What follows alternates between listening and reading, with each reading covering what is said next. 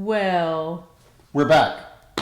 we are back in navy, not black. No, back in Navy, but they've seen the teaser.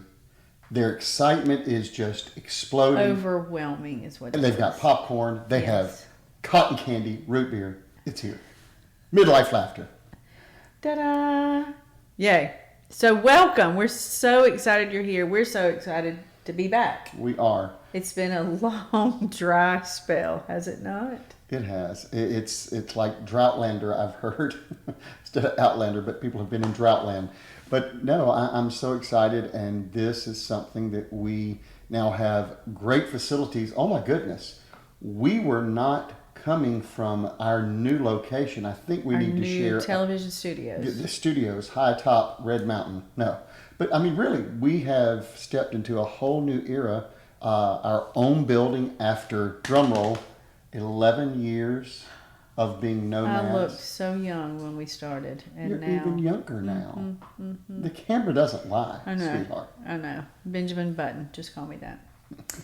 But we are super excited about our digs. Yep. We're super excited about this podcast. So I thought what I would do, since it's been, 20 years since we've done this, give or take a few years, I thought I would ask you a few questions so people could know you, because people know me, they just don't know you, because you're so shy. You're painfully shy, as a matter of fact. Your fan base is huge, mine's not. So you are an influencer of the influencers of men. That is very true. But Yes. are you okay if I ask you some questions and Sure. we can talk about those? I can share when I ask you questions, then I can say this. I can answer those questions as well if I could talk. Right. English is my first language.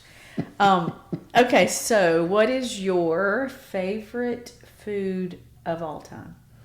I would have to say when you make a tenderloin, as you did for our eldest birthday dinner. Our eldest child's birthday. Our eldest child, Elliot, Lisa, for every child, actually everybody in the family, except for herself, because that would mean she'd have to cook for herself. But Nobody cooks for me, by the way.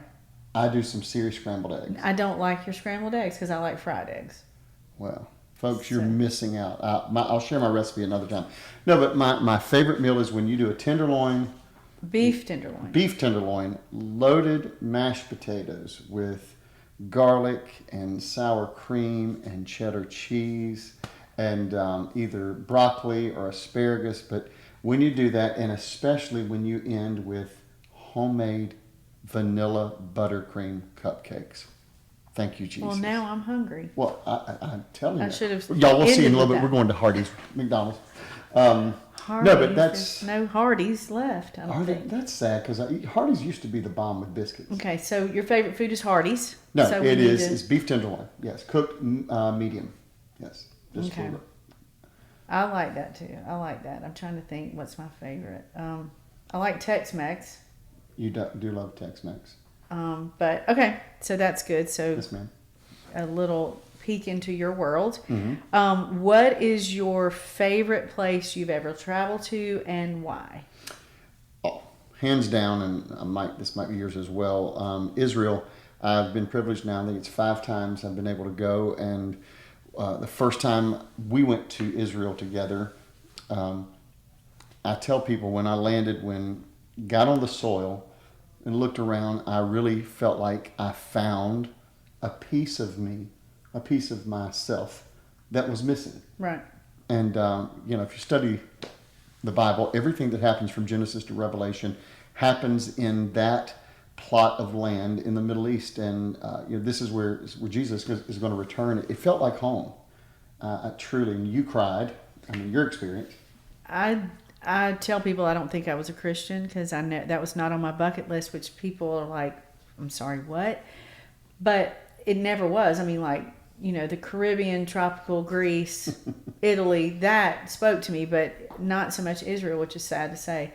But we landed in Tel Aviv, and I think I cried the second I got outside the airport, and I cried the whole way in Israel.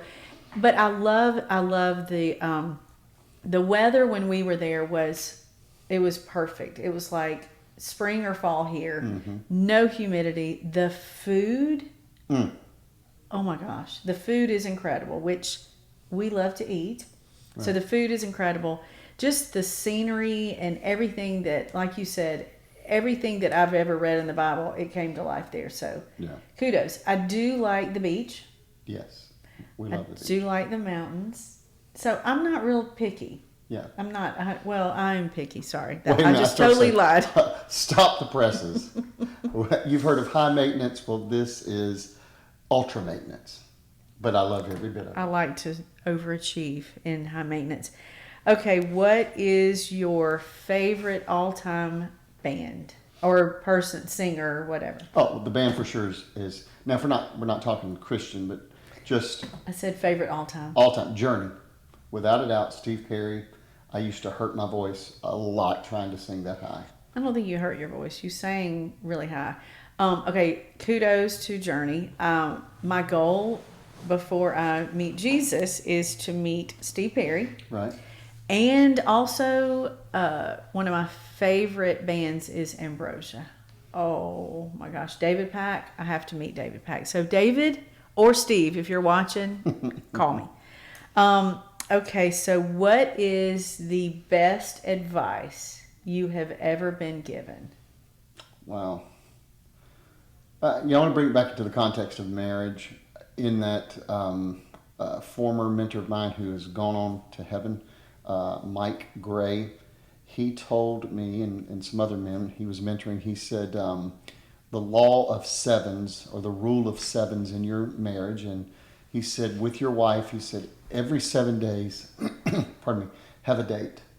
Just some kind of date with your spouse where you're totally in the moment with them, nobody else. And then he said every 7 days a date, every 7 weeks, a break, a long weekend, an overnight if it's just getting away to the next town, but just having a break from all that you're dealing with. And then he said every 7 months, not once a year, every 7 months, try to do some type of vacation where it's more than just a long weekend. And then every 7 years, which we are long overdue for this, but he said you need to take some sabbatical time.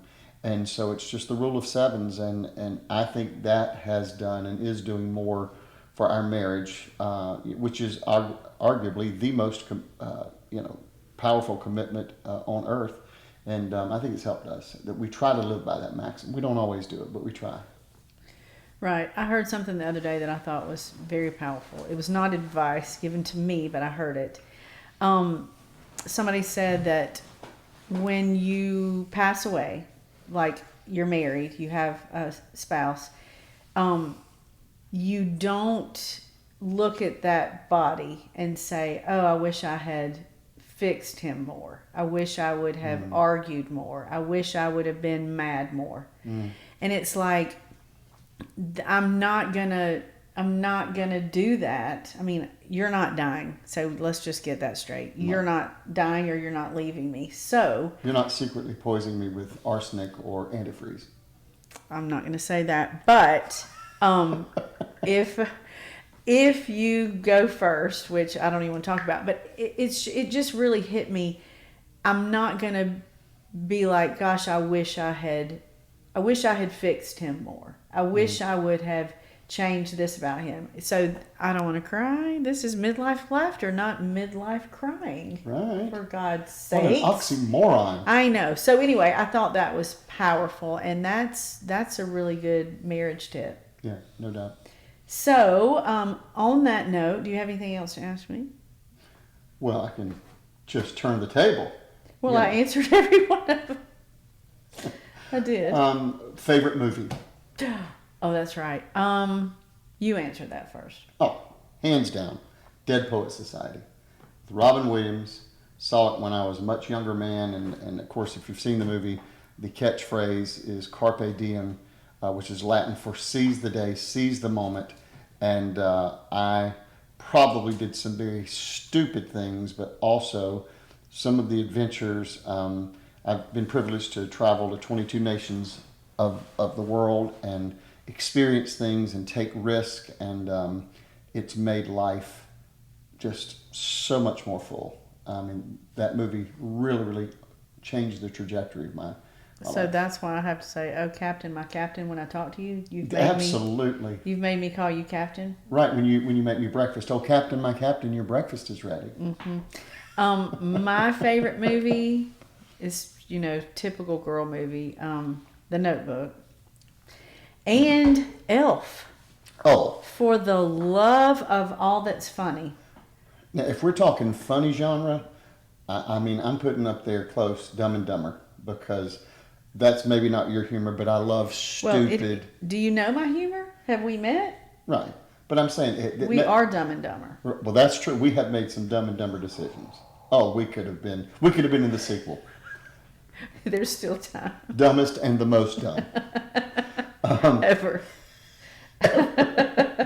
No, but yeah, I love stupid slapstick comedy. But on that note, I mean, I love Carol Burnett. I mean, and that was We're all talking about slapstick. movies. Well, I know, but we're talking about movies. We're talking about TV. We're talking about film. Well, Andy Griffith, my gosh, you just slammed him for Carol Burnett. Yeah, but no one in the world to me was, well, there's two people. Tom Rickles and Carol Burnett, the funniest one. Tim Conway. Tim Conway. Ding, Oh ding, my ding. gosh. I think he's the funniest human that has ever walked the face of the earth. Funniest male. Did I say human? I mean, this is Midlife Laughter. This is your forte. I'm just on the. I'm just You're a pawn. I am. I am a pawn. Okay, well, on that note, Pawn, I was thinking this week, I was thinking about the thing that I dislike. I have some pet peeves. Now, if we need to go down that path, we'll be here all week. Well, if we start pet peeves and idiosyncrasies, and then I've got ticks, I mean, y'all. We could do a week's worth of podcast. Because you tell everybody I'm at the highest level of the what? No. So, I was thinking some of my pet peeves. Okay. And one of them at the top is waiting. Mm. But then I got to thinking, I don't like to wait. I don't like to wait. I don't like to wait anywhere. I really don't. I don't like to wait in the doctor's office. I hate waiting in the dentist office. Hate it. I don't like to wait, period. So I was thinking what I don't like a lot is waiting on the Lord. Mm. And so I was thinking about that, and I don't know many people who are not waiting on the Lord. Yeah, for sure. So that's what I want to talk about a little bit. Well, speaking of, we talked about this earlier, and I pulled up a quote that is just so powerful. Hold on, did a screenshot. A guy named Dr. Lewis Smedes, he's head of the Reformed Church in America. He said it this way: waiting is our destiny. As creatures who cannot by themselves bring about what they hope for, we wait in the darkness for a flame that we cannot light. We wait in fear for a happy ending that we cannot write. We wait for not yet that feels like a not ever. Mm. So true. We are destined to wait. And you and I were talking recently about Abraham and Sarah and the critical mistake they made, trying to push the hand of God forward, and that never works out well. No, I've tried it many times. It does not work well. But on that note, I was reading about Abraham and Sarah, and what his waiting looked like was a little bit different than hers. Right. She tried to fix things, which I've tried to fix things, but didn't work out. But he waited. In his waiting, he was praising God, glorifying God. And I think that's where the difference is how we wait. Mm. And I'm not the best. I'm trying to get better at waiting, because I feel like, not to manipulate in any stretch, but I feel like how we wait on the Lord sometimes can move it a little bit faster. Absolutely. And I saw a meme, a quote one time. It says, "Nothing is harder than waiting on God except wishing that you had. And man, is that true, because you birth Ishmaels, you take matters into your own hands. And God, guess what? God is not in a hurry. He has no watch. He has no clock. There's Right. sand, but time. What is it called? Hourglass. Hourglass. But I was thinking when you were saying that, if I had not waited on you, my life would be a tragedy. It would be the dregs It would be of horrible. existence. It would be horrible. I mean, seriously, we have so much fun. We don't really need anybody else to have fun. No. What what is the thing you read today about FOMO? No, it's JOMO. JOMO is the joy of missing out. Right. And I have a friend that I'm getting that tattooed on her forehead because she does not like to be. I like to be in the middle of everything. Yes. I love having fun. I love being in the middle of everything. But not that I'm old, but the older I've gotten, I don't have to be in the center of everything anymore. I used to feel like if my calendar was not packed, jam-packed with coffees, lunch, dinners, everything, I was missing out. But now I'm like, I'm okay. I don't really need to have another chicken salad sandwich. No, and I don't mind saying I'm getting older. You know what I mean? Because I'm getting wiser. But the older I get, I absolutely enjoy breaking away, detaching from, and just us time. You know, I mean, I love, I don't say I love being alone, but I love just not having, because when you're in ministry, it's different from a job, and we've talked about this maybe in a previous podcast, but it's a calling. And when it's a calling, it never leaves you, because you have, scores of people that you're amenable to, that you're accountable to or whatever. And at any given moment, which has happened many times, you get a call in the middle of the night. You have to go down to the hospital, or you sit in.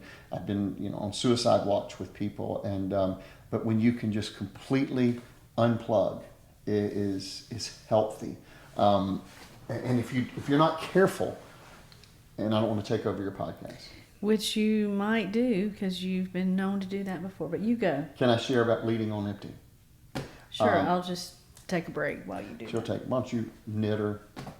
She makes blankets for the children, so I'm not trying to be condescending. You're not? No, she does needlepoint. Most gifted, crafty, amazing person. The most She really of is. everybody on the planet. No, but when Martha who? I don't know. Martha who? I know. Go ahead. Julia Child who? I want to meet her in heaven. Please be in heaven. Okay, go ahead. She's cooking. Oh yeah.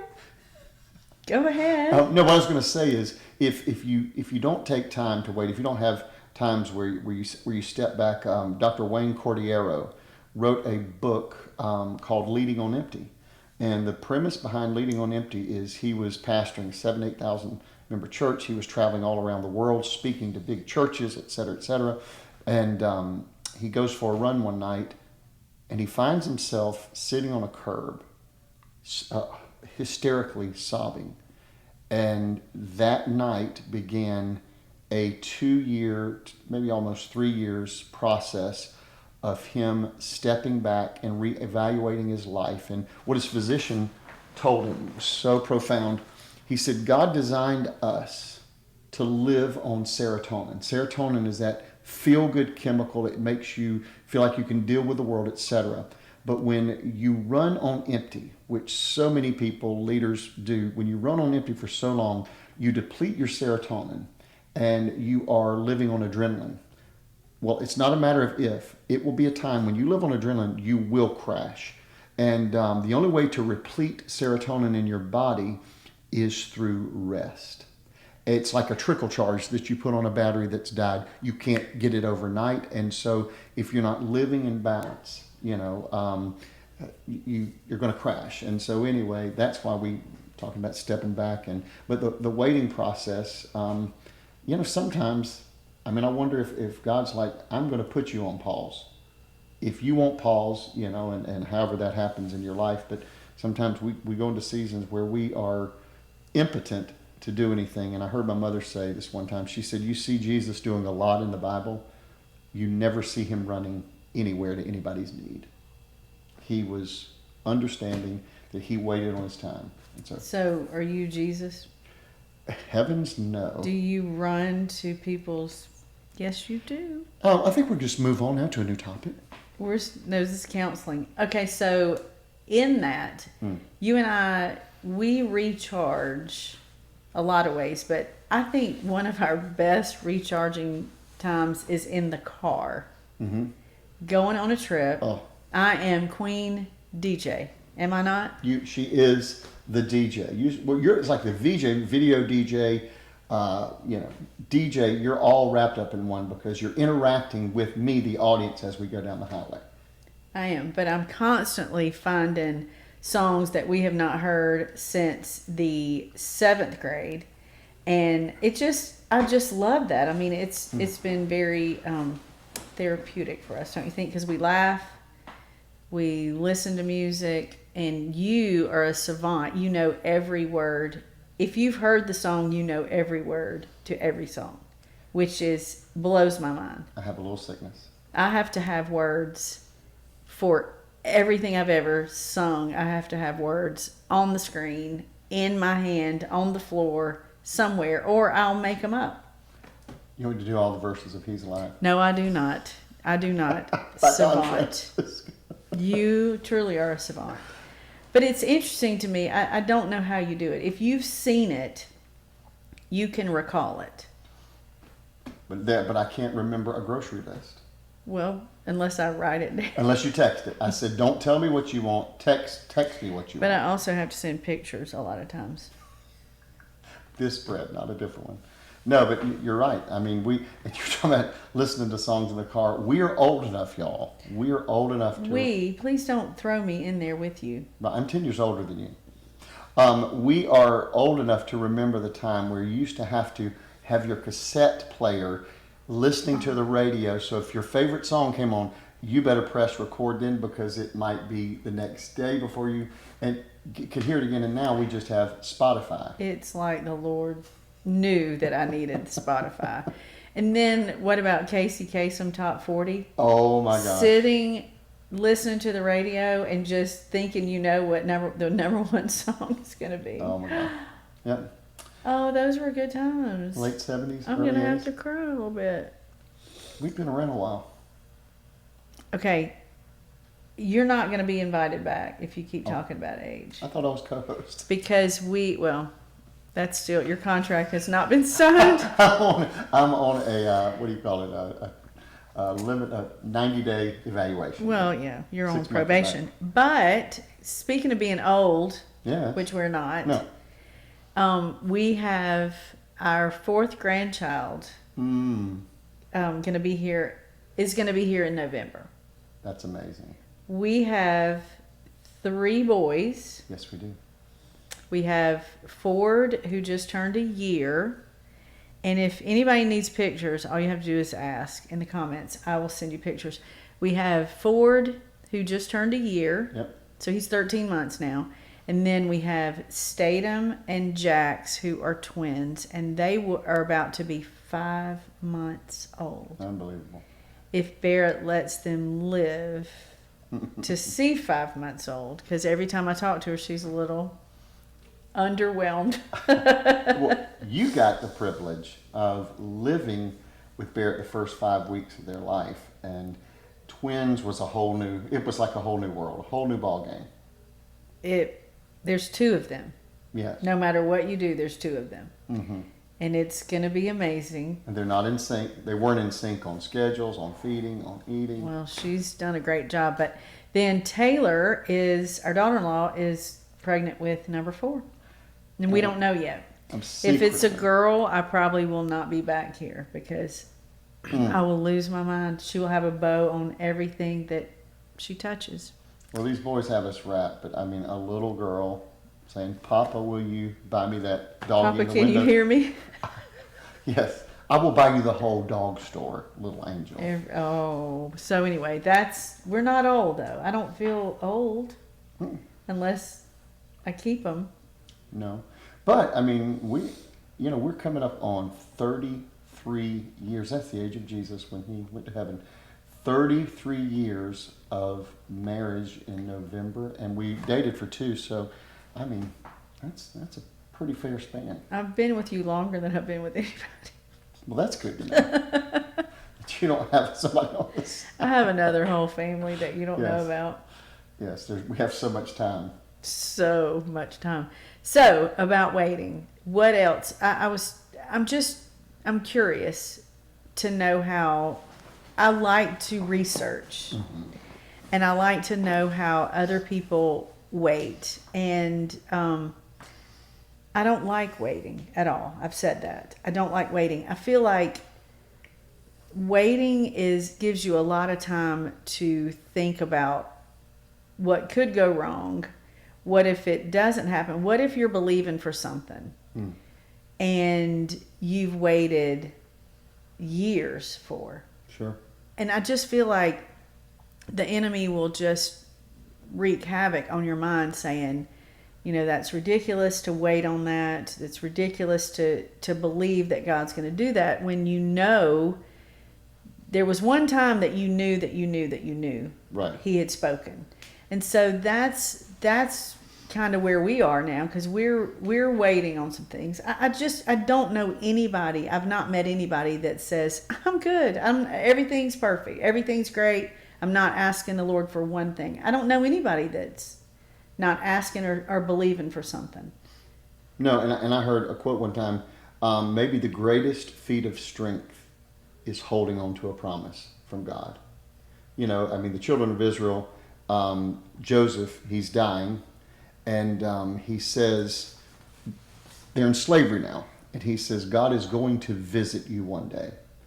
And he said, and when he visits you, you will take my bones from this land of Egypt and bury them with my fathers. Well, Joseph says that, and the clock begins to tick. 430 years. These people waited. I don't have that long. No. I don't know a plastic surgeon good enough for 400 years. If you're out there, I really want to talk to you. That's when you have to go to embalming fluid. That's a step maybe beyond Botox. No. No, but seriously, they waited that long, 400 years, until God answered. And it'll test you. It'll show your heart. That's one thing waiting will do. What's down in the well is going to come up in the bucket in the process of waiting, because between promise and provision, there is always process. And I don't like process. I don't like process. We like a microwave God, don't we? Yeah, but I don't like microwave food. I know. So I should totally take that into consideration. That's right. You're a crock pot kind of girl. I am a I do like a crock pot. Mm-hmm. So I just, one thing I wanted about waiting, our brother-in-law, your sister's husband, Oh my. Greg Long, Yes. wrote a song that I have had, speaking of DJ, I have had this song and I have played it and I've sobbed to it, but I really I want to play it here. It's called In the Waiting, and I'm a little mad that he wrote it, but it's really helped. It's ministered. It's so powerful, yeah. I hope you listen to it. Yeah, it's great.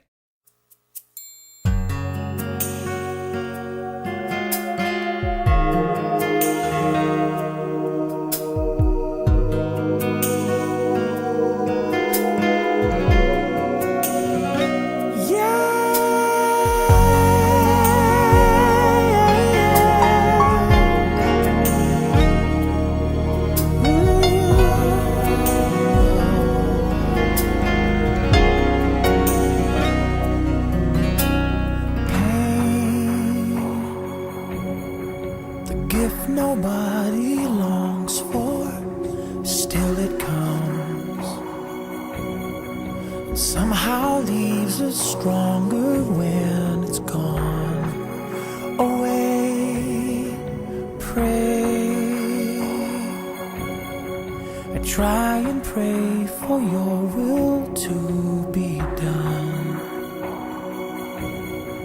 but I confess it's never fast enough for me. It seems the hardest part is waiting on you, when what I really want is just to see your hand move. I want a peace beyond my understanding. I wanna feel it fall like rain in the middle of my hurting. I wanna feel your arms as they surround me, and let me know that it's okay to be here in this place, resting in the peace that only comes in the waiting.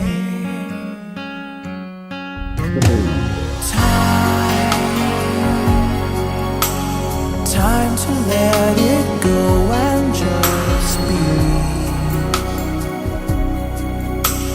trusting in what no one else but you can see.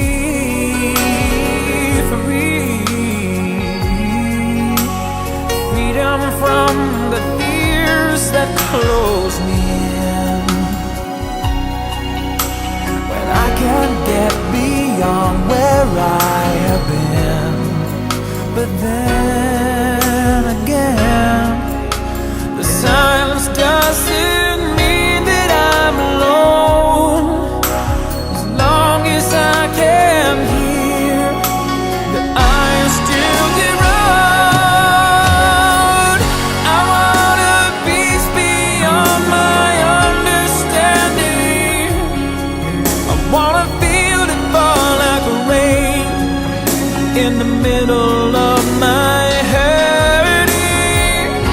I wanna feel your arms as they surround me, and let me know that it's okay to be here in this place, resting in the peace that only comes